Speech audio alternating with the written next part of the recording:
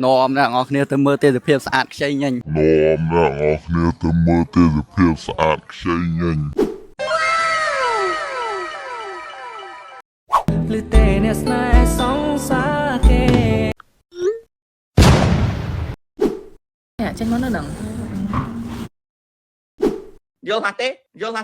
Hello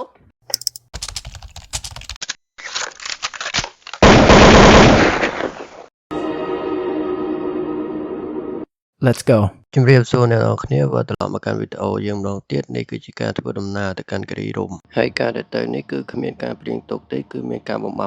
គ្នាយើងដូចបានឃើញនៅក្នុង intro របស់យើងអញ្ចឹងគឺលោកស្រីពីរអ្នកប្តីប្រពន្ធនេះឯង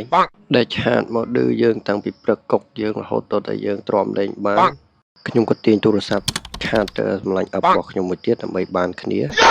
និយាយគ្នាត្រូវយើងក៏ឡើងម៉ូតូបោលឿនឆ្កើតមកដល់ច្បារមុនយើងក៏ឆ្លៀតឈប់ចាក់សាំងហើយផឹកទឹកផឹកអីហើយយើងក៏បន្តដំណើរទៅមុខបន្តទៀតបានមកសធុះយើងក៏ចាក់សាំងខ្លួនឯងម្ដង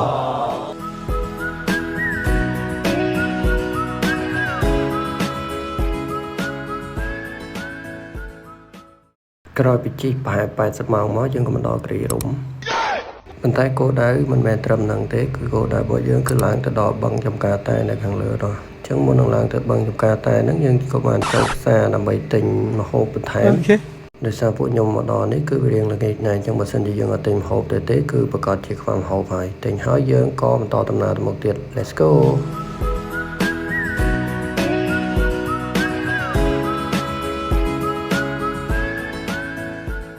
ពេលយើងជិះឡើងប្រហែល80ម៉ោងមកយើងក៏មកដល់គោលដៅរបស់យើងក៏មានអ្នកចាំទទួលយើងនៅមាត់ច្រក2នាក់ចាំ1ម៉ោងហើយលោកអើយនេះជិះមកដល់បក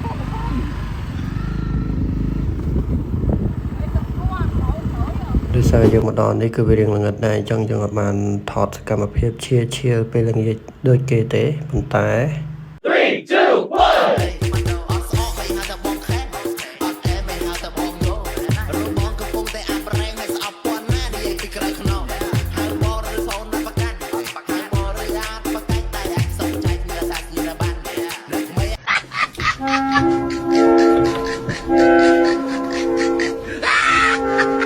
ឃើញពួកគាត់រំចឹងសម័យនឹកឃើញវីដេអូមួយនេះ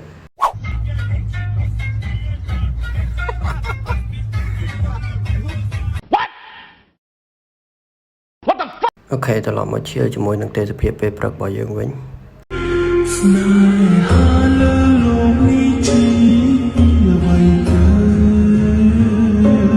ច្រឡំភ្លេងរបស់យោ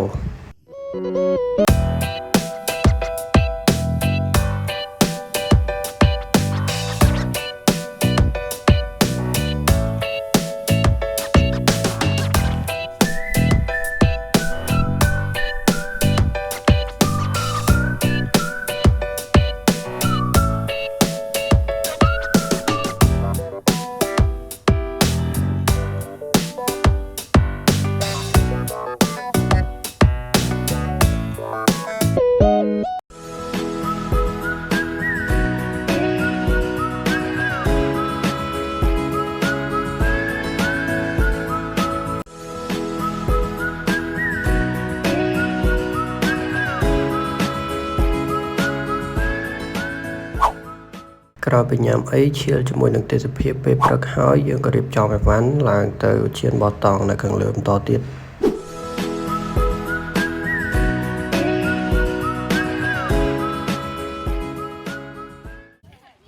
នាំអ្នកនរគ្នាទៅមើលទេសភាពស្អាតខ្ចីញញនាំអ្នកនរគ្នាទៅមើលទេសភាពស្អាតខ្ចីញញ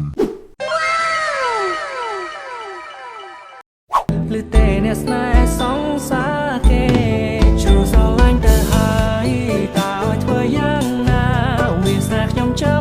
ខ្ញុំមានស្នេហ៍បែបនឹងដឹងច្បាស់ថានឹងឈឺគេឲ្យទ្រាំសិនចង់ដឹងច្បាស់ខ្លួនឯងខំតែក៏មិនព្រមដកចិត្ត Nice